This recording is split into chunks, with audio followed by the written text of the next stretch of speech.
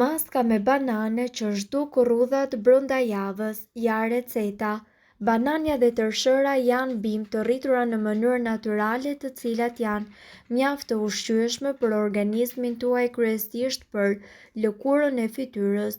Gjithashtu ato mund të gjenden shumë lehtë në çdo dyqan dhe mbi të gjitha nuk kushtojnë shumë. Ju mund të përdorni dhe ta përsërisni këtë maskë deri në 2 herë në javë. Përbërësit janë 1 lugë miell tërshëre, gjysmë banane, 1 deri në 2 lugë qumësht, 1 të verdhë veze. Hidheni tërshërën në një bluarse kafeje derisa ajo të bëhet në formë mielli.